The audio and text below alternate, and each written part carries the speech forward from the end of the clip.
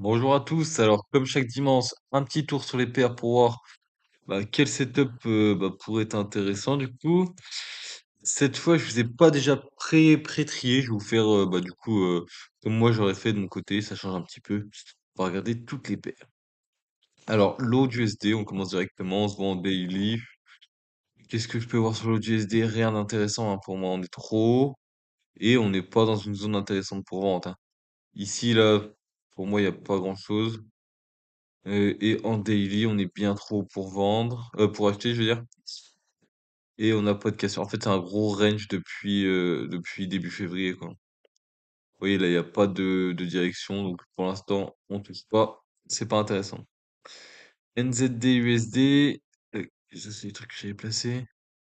NZD, USD en weekly. Il me semble qu'on est clairement, ouais, on est clairement sur une grosse résistance en bas à venir chercher. Là, après, le problème, c'est la zone sur laquelle on réagit. J'aime pas trop, vous voyez, on revient jusqu'ici. On va sûrement revenir dans cette zone, même si on est déjà revenu, on pourrait faire quelque chose là-dedans. Mais moi, ça m'intéresse pas. Vous voyez, on commence à dessiner un gros momentum à la hausse, ici, grosse accélération, alors que la descente, elle est très lente. On pourrait avoir une dernière vague, donc une, deux, trois, quatre, cinq, du coup, les vagues d'Elliott. Ça pourrait être intéressant de revenir ici pour short, mais pour l'instant, rien d'intéressant. Qu'on regarde pas. C'est des JPY trop haut. Haut JPY, donc pas intéressant. Il y avait le CHF JPY semaine dernière, que j'ai pas réussi à choper, mais qui était pas mal intéressant. Donc il est revenu dans cette zone, il était bien haussier, il est revenu dans la zone là. Il a créé du momentum ici, paf, il a explosé, ouais, il était prenable à partir d'ici. Il a été bien en positif. Mais pour l'instant, du coup, pas intéressant, sauf si potentiellement il revient ici. Donc il fait quelque chose comme ça, il retrace et ensuite il part. Mais là, il a l'air de vouloir partir. Donc on va quand même se le mettre en surveillance. Donc je vous dis, si il revient tac, dans le bloc là, ça pourrait le faire. Donc ça, tac, ça on oublie. Alors, Euro JPY, Euro JPY. Sur l'Euro JPY, CHF JPY, j'aimais bien. On n'avait pas eu de cassure, vous voyez. C'est pas pareil. Alors que là, pour moi, là, on casse, on n'arrive pas à recasser par le haut et on repart à la baisse. Donc celui-là, beaucoup moins intéressant. GBB JPY. Bah, lui, il est en train de partir. Qui est revenu dans cette grosse imbalance. Pour moi, j'aime moins parce que pareil que sur l'Euro JPY, ici, on break une deuxième fois. J'aime moins. Mais là, il commence à nous donner des signes qu'il va y repartir. Bon, bah, je toucherai pas quand même. Je préfère garder mon CHF JPY, garder la qualité. Alors, le NZD JPY. Lui, par contre, ma structure, je la vois ici. Donc là, lui, ouais, il pourrait partir, mais pas ouf, pas très beau. USD, donc il a déjà explosé. Voilà, les CHF. Ce qu'on attendait sur les CHF, en fait, c'est en train de se passer. Moi, je me suis fait BE juste ici, il me semble. J'avais trade stop ici, j'ai dû me faire BE ici pour ensuite qu'ils partent. C'est dommage, mais là, je pense que maintenant, on va aller chercher cette liquidité en bas. Pour moi, on va aller chercher cette liquidité. Donc là, on a pris la trendline. On a fait un beau shush. On peut voir du coup si ça veut bien charger. Voilà. Ce shush H4 ici. Là, pour moi, on peut partir. Le problème, c'est qu'il a du mal à partir, hein. Vous voyez, il y a beaucoup de range avant qu'il part. Mais là, lui, on pourrait avoir un retour. Ouais, on a déjà tout pullback, hein. Dans ce bloc-là, est-ce qu'on aurait quelque chose en DI? Bon, notre connexion a un peu de mal. Ouais, si, c'est bon. Ouais. En daily, ça pourrait peut-être le faire. Revenir dans le bloc, il nous reste de l'imbalance. Ouais, à voir. Puis on va le mettre quand même en surveillance. Tac. Alors, liste. Voilà. Donc, lui, dans la liste. Lui, pareil, hein. Il y avait cette superbe zone. Qu'est-ce qu'il a fait? Il est revenu dans la zone. Moi, je l'ai pris à ce niveau-là. Du coup, je vous mens pas que ça a été un SL assez rapide, sans drawdown. Donc, le lundi matin, j'ai attendu qu'on casse ici. Je suis rentré et le prix a explosé ensuite. Pour ensuite commencer à repartir à la baisse. Là, pour moi, on est bien revenu dans la zone. Il y a toujours cette belle trendline. Ça pourrait très fortement descendre. Après, en H1, tac. On a bien purgé en bas, en fait. Donc, on a bien break ici. Et ensuite, on a explosé à la hausse. Donc là, pour moi, ça pourrait continuer à descendre, hein. Surtout que le CHF, bah, la refuge, temps de guerre, etc., etc. Vous connaissez la chanson. Mais celui-là, on va se le mettre en surveillance aussi. Donc, pour aller chercher des shorts. Espérons que ça fasse pas comme la semaine dernière, qui nous sort directement. Donc, le CAD, CHF, c'était des trades, ça, qu'on avait pris, du coup, il y a 2 semaines, qui ont été close en positif. Là, très costaud, hein, le CAD, bah, le CAD très corrélé au pétrole. Donc, assez costaud. Là, on a une grosse explosion la semaine dernière. Et là, pour l'instant, on est sur un range. Comparé aux autres CHF, comme vous voyez, celui-là, il tombe. Celui-là, il tombe fortement. Le CAD, gros range, hein. Gros range corrélé au pétrole, donc on touchera pas parce qu'on cherche des ventes. Tuk, tuk, tuk, l'USD CHF. L'USD CHF, ouh, il a fait un beau truc. En fait, moi, j'attendais ce bloc, mais lui, il est revenu dans le bloc entier ici. Après, confirmation, on pourrait... Ah non, il est revenu dans le bloc là, bah pourquoi en daily on le voit pas? Ah non, autant pour moi, il est revenu dans le beau bloc. Ouais, j'aurais bien aimé qu'il fasse quelque chose comme ça, mais après, il peut encore le faire, hein. Là, il break, tac, tac. Là, je pourrais me placer. Sinon, j'aurais pas ma confirmation en fait, c'est ça qui est dommage. Mais sinon, ouais, on est bien baissier sur l'USD CHF. Donc, à voir ce qu'il nous donne, mais ouais, surtout que niveau géopolitique, ça peut être intéressant. Bon, bah, Euro CHF, comme vous voyez, les CHF, ils sont bien partis, hein. CAD CHF, c'est le seul qui résiste, hein. USD, bah, Euro CHF, trop tard. JBV CHF, il a du mal à descendre, mais ah, il a déjà pris toutes les liquidités en soi. Il en restait une en dessous si je l'ai tracé. Ouais, il reste celle-là à venir chercher. Est-ce qu'on les a sous les autres? Ouais, vous voyez, sur l'autre broker, on l'a déjà pris, donc pas intéressant pour moi. Ensuite, Aude NZD, pareil, hein. Bien trop pour acheter, hein. Je voulais acheter à ce niveau-là, il est parti sans moi. Tant pis, hein. Ça, on peut enlever. Pareil, Euro SZD, jamais revenu me déclencher. J'attendais qu'il revienne ici pour pour rentrer dedans, mais il est jamais revenu. Pour l'instant, il range.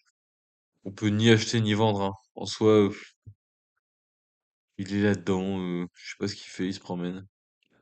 Faudrait qu'on ait un mouvement, quoi, qui nous donne soit il accélère à la hausse, soit il accélère à la baisse pour nous créer des zones. Mais là, en daily, y a rien d'intéressant. GBP NZD en soi, on est dans une zone qui est assez intéressante. Bah, tac, tac. Là, on a quelque chose. Pour moi, si tu vois la structure, je la vois ici et je la vois ici directement. Là, on a de l'interne qui a été pris. Ok, on a une belle descente. Mais là, on n'a pas break ici, en fait. Et on travaille toujours entre là et là. Là, potentiellement, on pourrait déjà prendre quelque chose. Ouais, on a bien break par le bas. Tac, tac. On pourrait venir chercher quelque chose pour, pas pour aller en haut, hein, parce que quand je vois ce genre de choses, c'est pas très très beau. Mais pour au moins aller chercher ça, hein. Ça dans un premier temps. On ferait pas beaucoup d'imbalances intéressantes.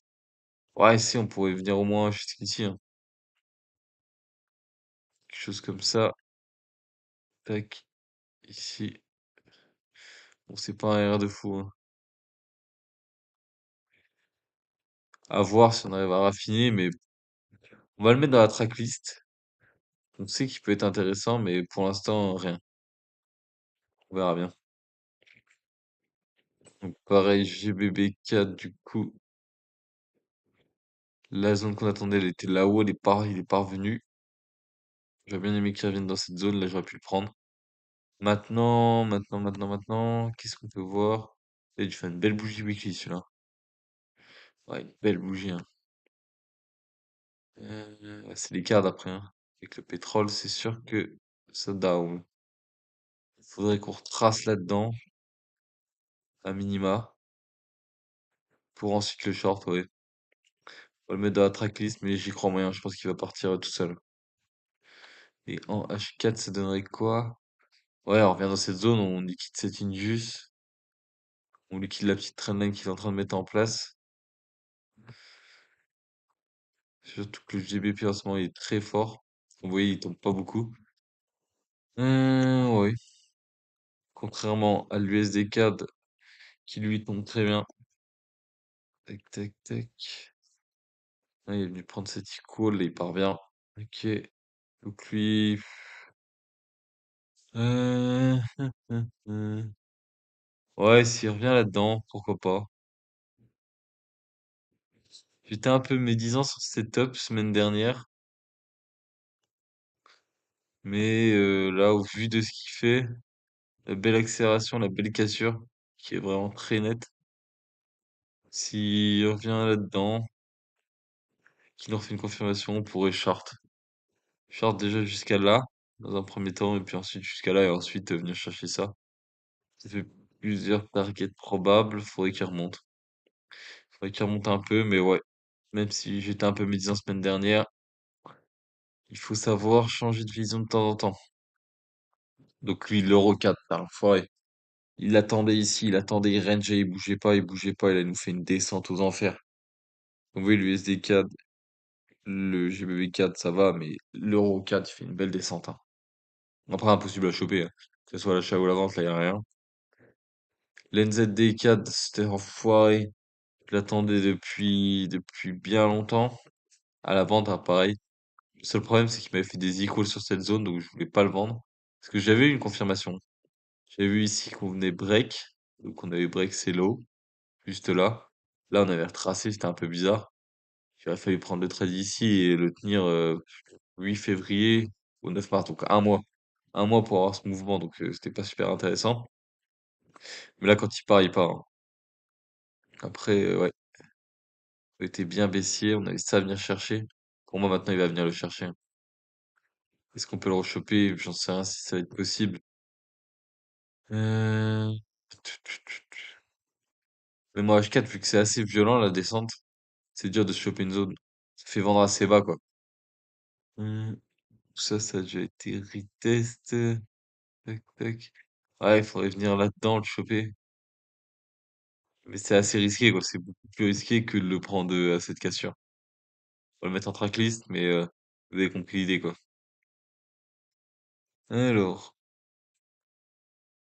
ensuite, euro, GBP. Parce que je vous disais, hein, l'euro, il tombe bien plus que le GBP. Là, on le voit, hein.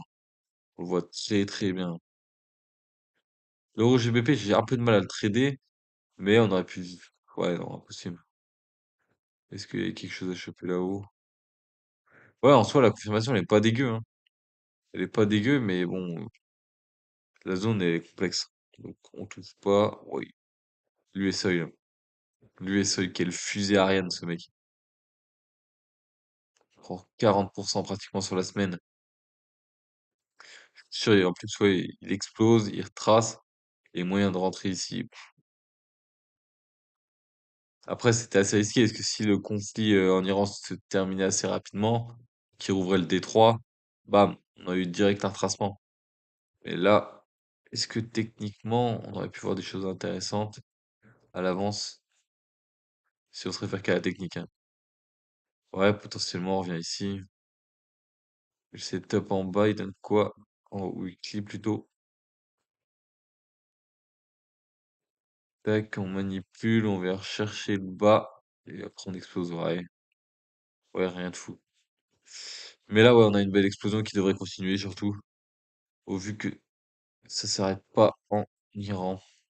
Le truc qui me semble un peu loup, c'est que le gold n'explose pas. Parce qu'on est en temps de guerre. Moi, j'aurais pensé, parce que là, on a eu une semaine, quand on regarde en weekly, la semaine n'est pas ouf, hein. J'aurais pensé qu'on allait chercher des plus hauts directement avec la guerre, hein. Mais non, le gold range descend, remonte, descend, remonte. Alors que là, c'était de l'euphorie, mais pas forcément grâce à la guerre. Donc, moi, j'aurais pensé qu'on a une grosse réaction. Après, à voir semaine prochaine, hein, peut-être qu'on était en full manipulation et que là, ça va péter, hein. GBP AOD, on est venu, c'est quoi ce trait noir? Ouais, c'est vraiment la dernière des dernières zones, hein. Un weekly peut-être, un monthly? Même pas. Je sais même pas pourquoi il y a un trait noir ici. Mhm. Mais on est venu rechercher la dernière imbalance en déclinant 16 equals. Ouais, pour l'instant, pas ouf, hein. On voit qu'il y a une descente aux enfers, hein. Là, on commence à faire des bougies un peu plus intéressantes, c'est sûr. Bah, weekly, wow, ça faisait longtemps qu'on n'avait pas fait une belle bougie comme ça. 15 décembre. Ouais, ouais. Ce que j'aime bien faire, c'est ça. Parce que j'ai plus tendance à vendre. Faut qu'on casse ici, quoi. Paf. Et en H1, on a break ici, et on part. Ouais, ouais. On va se le regarder aussi, celui-là, quand même. On se le met dans le bon sens, parce que sinon, je vais vous dire de vendre, alors que c'est en achat. Ah, finalement, il y a quelques setups, c'est pas les plus beaux, hein. Mais il y a quelques setups, quoi. Et en weekly là-dessus, parce qu'on est quand même dans une zone intéressante. Ouais, vous voyez, c'est pas du tout pareil que le GBP, hein. Le GBP, il a fait une belle bougie bleue. Là, on est sur une grosse bougie rouge. Ça, c'était quelque chose qui servait à rien. Ça, c'était ma question, on va l'enlever. Ouais, parce que là, on est dans une zone intéressante et moi, j'aurais bien aimé voir quand même une réaction là-dedans. Maintenant, quand on voit ce qu'il fait là, il crée des icônes en bas. Ouais, c'est pas ouf. Sauf s'il les a pris sur notre broker.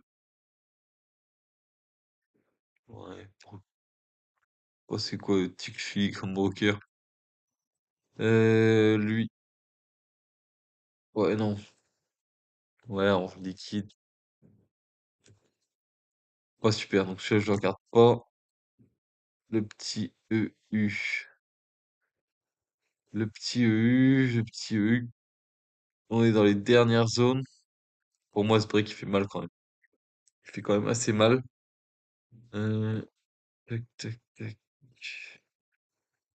Un retour, pourquoi pas ici, pour ensuite short, ça pourrait être intéressant. Donc, revenir dans cette zone-là, pour ensuite le short. Surtout que le dollar, c'est valeur refuge, donc ça peut être intéressant. Et le j'ai eu très fort. Tac, tac. Euh, en weekly. Pour moi, on arrivait même sur du monthly, hein, sur des grosses zones, hein. Et j'ai eu, oui, cette tendance de fond baissière ici. Là, on revient sur des zones là, on pourrait tomber, hein. Pareil sur eux, il me semble, hein. Ouais, voilà, cette grosse zone-là qu'on a touchée, avec des belles bougies de rejet en monthly, on pourrait retracer assez fortement.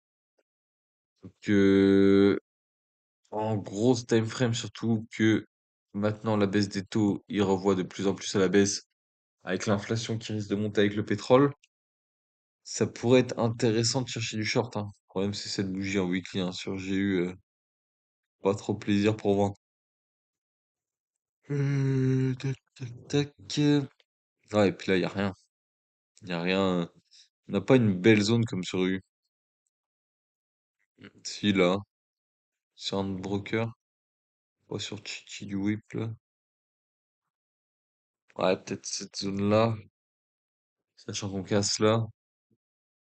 Ça ferait ici. Ouais, pourquoi pas. Pourquoi pas. Du coup, ça serait la zone là. Ça ferait mon bloc. On est déjà venu retoucher. Non, on n'est pas venu retoucher le bloc. Ouais, revenir au minimum là-dedans, ça ferait au moins les 50%. Je pense qu'on n'est pas très loin des 50%. Voir, voir où on y est. Ouais, remonter un petit peu, revenir là-dedans, refermer toutes les liquidités qui restent. Et pourquoi pas trouver un setup de vente. Donc, tac, tac, tac. Donc là, je trouve qu'il y a quand même beaucoup de setup, hein. Bah, beaucoup de setup. J'ai beaucoup de paires, disons. Après, des setups intéressants, ça, il y en a moins. Que celui-là, par exemple, on sait qu'il est déjà parti, il y a peu de chance. Et CHF, il y a peu de sens aussi. Tous les cadres, il y a peu de chance. Surtout qu'on risque d'avoir une ouverture assez agressive demain matin. Donc, on verra.